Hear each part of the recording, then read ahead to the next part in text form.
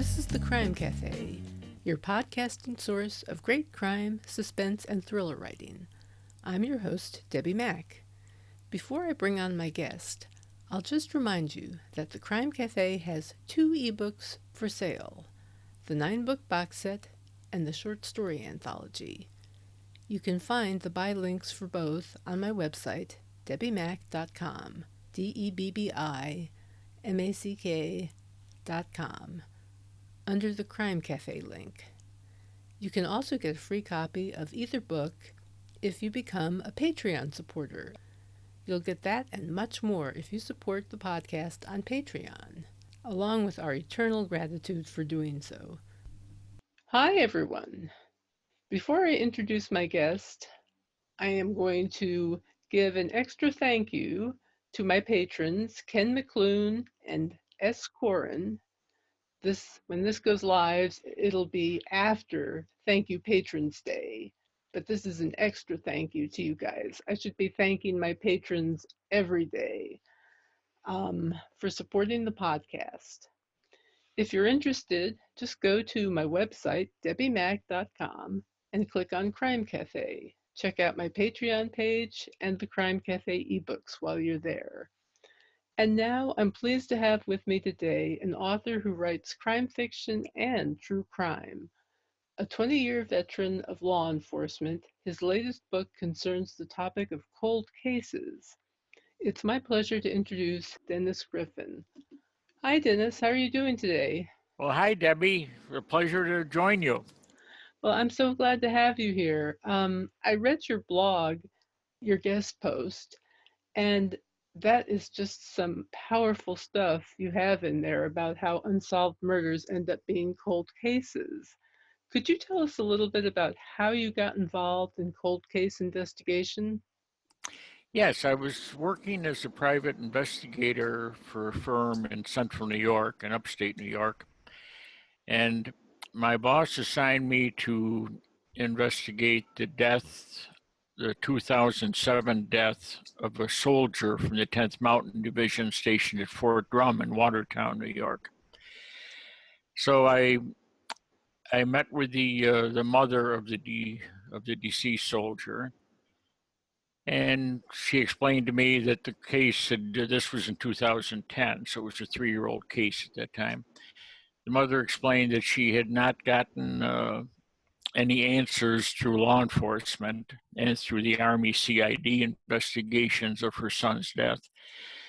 And she wanted she wanted my employer to see if we could find out any answers for her as to what may have happened to her son. So that was how I initially got involved.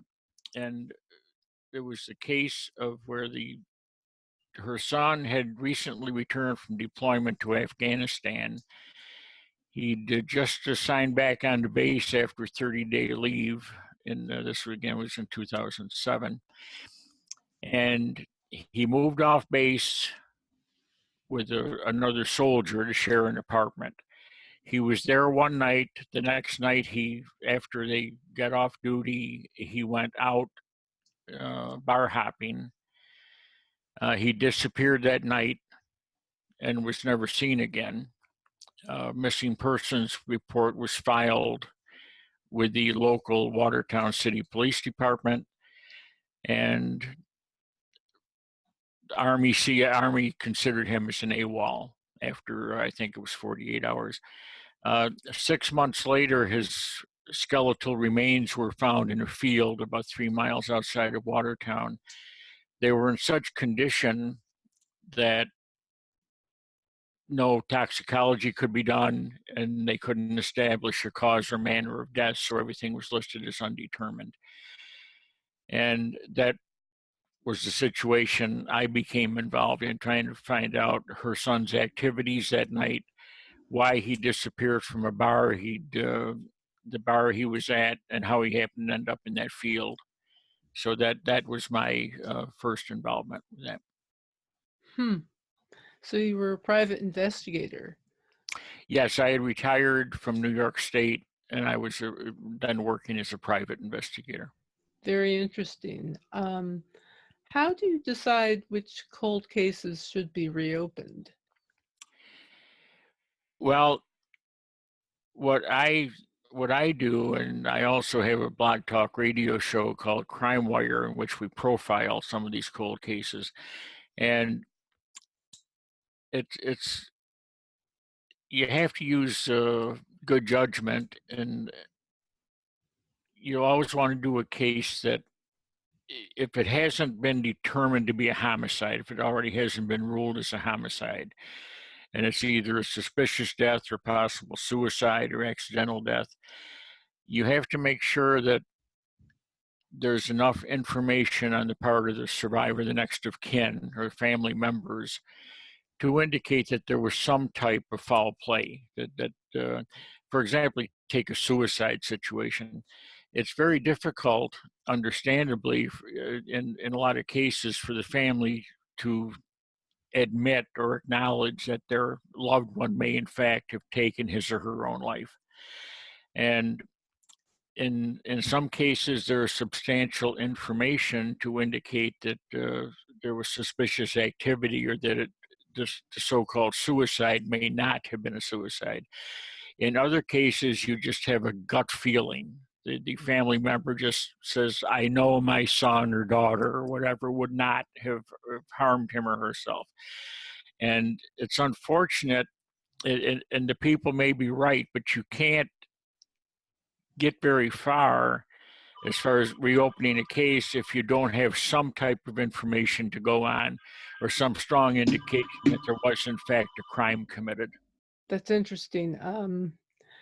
I was just wondering, you were talking about how the volume of these cases seems to be rising. Yes. I was just wondering if there was like a triage procedure for going through all of them. Well, it's basically when people contact me, I get all the information I can from them. I do usually a phone interview, and we, of course, have emails, and I request documentation, police reports, newspaper articles, anything they can send to me to help me properly evaluate the situation and determine whether it's something I think I can be of any assistance in. When I find out that there just isn't anything there, there's really not enough information to even start an investigation. Uh, as much as I hate to do it, I have to tell the people, "I'm sorry, but I don't believe I can help you. I don't believe we have enough to go on here to really get into an investigation." So those are difficult things. If there's any possibility at all that I think we can do some good, and maybe take some type of action that might lead to additional leads being developed, or possibly law enforcement taking a second look at where the case stands, um, I will try to do that. I really hate to say no, although there are certain occasions where you just have no other choice. But if I can find some way that I think we can do some good, I always like to give it a shot. That's excellent. The two examples from your guest post were just kind of sickening to me. The idea that one of the cases went cold because of possible anti-gay bias, and the other one, the alleged suicide, where they didn't even bother to basically verify what the husband was saying.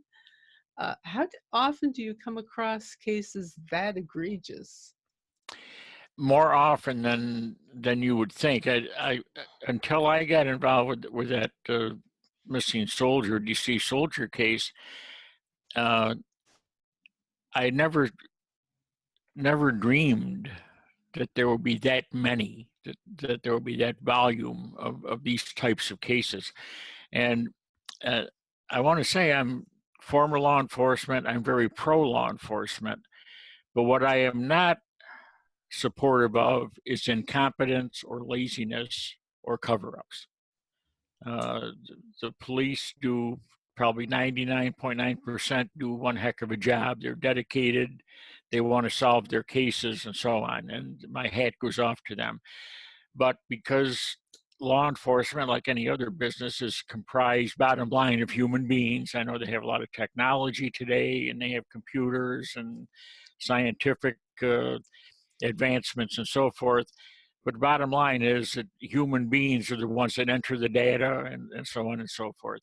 And whenever you're dealing with human beings, you're going to have isolated cases where someone maybe just is not up to speed and not up to par. And those are what are upsetting when you find situations like that. And I believe that that the survivors of these deceased people, because of that, are in certain cases being denied resolution. They're being denied answers, and their deceased loved one is not getting justice. Hmm. And do you have any sense of the reaction to various people? I guess I mean from various people, the reaction from, say, readers, from criminal justice professionals, and from the survivors of what was their reaction to the book? It's been very positive. Reviews so far, for example, have all been 5 stars. People, and one of the problems readers have is these stories are quite graphic. I mean, we're talking death cases, and the the emotional gamut you run. Like when I was putting these stories together, I did a little editing. Most of the contributors had never written before. Um, so I wanted to keep the stories in their own voice also, but I also wanted to make them readable. So I did some minor editing, as little as possible. And uh, I was going through these emotions. I mean, I went from shock to anger to frustration to sympathy. The whole thing, because each of these Mhm. stories takes you through that road. Um, for example, one of the stories in there is called the Lover's Lane Murders. And I've talked to the father of one of the victims many times over the years, and we always do one of my podcasts every anniversary of the murder. And this was a case out of Texas, out of Houston, and this young fellow, this son, was on his one of his first dates with this girl. They had gone to an area which was called a Lover's Lane area and parked. And person or persons unknown showed up at the scene. They separated the two. They tied him to a tree, and then they raped and murdered the girl. And he, of course, had to see and hear it. It's just the Mm. anger I felt knowing what this kid, a young man, went through. And then they killed him, and of course he had to know that he was next. I mean, I just can't imagine that what must have gone through his mind to have to endure that. And it, uh, it was difficult for me to do these stories, actually, and I wasn't directly involved, but just reading them, and then I would talk and otherwise communicate with the providers, the contributors. And a lot of people who had initially wanted to tell their stories found out when it came to reliving them and putting them on paper, they couldn't do it. Mhm. It was just too much. They had good intentions, but they just didn't have the emotional wherewithal to be able to see it through. So it was an experience I had never gone through before, and it was something. Oh my gosh. Can you tell us a little bit more about Crime Wire and the Transparency Project? Yes, certainly. Several years ago, uh, another lady and I, Susan Murphy Milano, she was a domestic violence expert, and I got together and we decided we wanted to give people an opportunity, another platform to tell their stories. And these were cases, some were deaths, others were, like I say, Susan was into the domestic violence. So we had, in some case, live victims who hadn't been killed, but had been victims of domestic situations. And so we started Crime Wire, and it was a weekly show. And Susan passed away a few years ago, and uh, I lost interest for a while, and then after about 2 years, I decided to renew the Crime Wire broadcasts. And but I'm not a domestic violence expert, so I got into the death cases and focused solely on death cases. And through them, and through talking to all these people who asked to be on the show and asked for a chance to tell what their experience had been, I realized there were a lot more people out there who were what I consider victimized twice. First, by the loss of the loved one, secondly, by the system or shortcomings in the system that they relied on for resolution and justice. And I decided that one of the issues that they encountered a lot was when the case was a homicide, had been declared a homicide, ruled a homicide, and they tried to get records from the police. They would ask the police, it's been X number of years, and we'd like to know what you have done. And, what did the investigation consist of? Where are we at with it? And the police, in a lot of cases, would say, well, this is an open case, therefore we're not going to tell you. You can't see the records. You can't know what has been done. And of course, that's frustration. The family is trying to find out where things stand or how much of an effort has been made. So they would even file a FOIA request or sunshine law request, depending on the jurisdiction. And then they are told, well, open cases are exempt from FOIA requests. We don't have to honor them. So now, where do they go? Because the police agency that's handling the investigation is also the same one that decides what can and can't be released.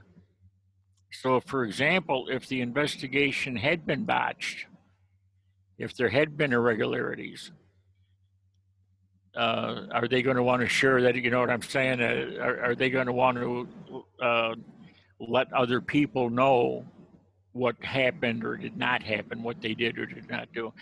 So I decided I started a Facebook group called the Transparency Project with the goal of getting legislation, hopefully through public awareness, getting legislation passed that would help change and balance the playing field and give these survivors a better shot at having access to information that that might help them understand what happened to their case, and maybe, if, depending on their resources, emotional and financial, they might be in a position to hire their own private investigators, for example, to take a look at the case. And they can only do that if they can get information. So that was where the Transparency Project came. Of course, now today, with all the stuff going on throughout the country, everybody's talking about transparency. Not just these cases, but the idea of open. And I'm not advocating that every single case under investigation be opened up to the public. Okay, there are lots of good reasons not to share certain information. The police should not share certain information with potential perpetrators and suspects. That's not an issue. The issue is when we've got one case, for example, that's in the book. It's over 50 years old. Now, after 50 years, what harm can it be to let the daughter of the victims know what happened? or what it's, it just doesn't make sense. So there are a lot of good reasons for the police to withhold information, but there are also certain cases where it doesn't make sense at this stage of the game to not share information with the family and let them know, uh, maybe for some resolution. So that's the transparency project. And as part of that, I put together this book, Survivors, because I wanted to give people a chance to tell their stories, uh, not only through podcasts, but also through writing their stories and getting them out there in printed format, and hopefully draw draw attention and public awareness to the entire issue. Well, that's awesome. So if people are interested, they should go to Facebook and look for the Transparency Project. Yes, right. What I did when I started the Transparency Project, and I talked to some of the initial members, and it's we decided to make it a closed group for this reason. You're dealing with people who are uh, going through and have gone through some very stressful times regarding the death. And I wanted to make sure that we didn't get a bunch of scammers and people trying to sell sunglasses and then, you know, that kind of a membership. So it's a closed group now. You actually have to apply for membership. I get a chance to then take a look at the applicant and get a feel for, for who they are and so forth. So it is a closed group, and anybody can go to the site, the Transparency Project, and just request membership. I will take a look at who they are and then approve them. I've only had to turn down a couple so far, a couple of people that didn't look like they were really interested in the cause. They were more interested in personal benefit. Uh-huh. Well, I'm going to have to wrap up real soon now, but I just want to ask, is there anything that I haven't asked you about that you'd like to mention?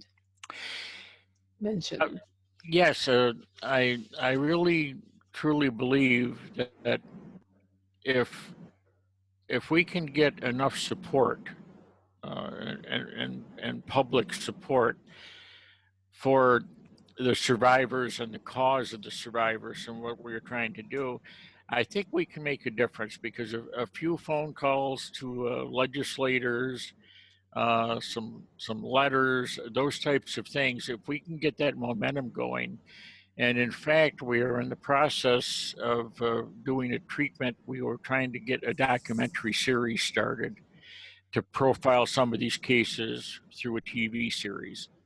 And the so far, the contributors who have submitted their stories for the book are very interested in going further with it. Some people have thought a TV scares them a little bit, and then they have second thoughts about that. But the majority are willing to take the next step, and if we can get a network interested, that they would be more than happy to tell their stories on camera. And if you can see these people and hear them, I mean, the book is fine, but if you could actually see them and the emotions and so forth, I think that would be very powerful. So we're making some progress and forward movement in that area. That's fantastic. Well, it's been great talking to you today, and it's been wonderful having you on, Dennis. Thank you so much for being here. Well, I thank you, Debbie. I really appreciate the opportunity to talk to you and your audience. Well, it's my pleasure, believe me, and it's a very important subject, so I'm so glad you're on. Before we go, let me remind you, as if you have a choice, that you can find the buy links to the Crime Cafe 9-book set and short story anthology at my website, debbimack.com, along with my Patreon page. Please check it out. Thanks to everyone for listening, and please leave a review. It helps a lot. On the next episode, I'll be talking to mystery author V.S. Kimanis. See you in 2 weeks, and until then, happy reading.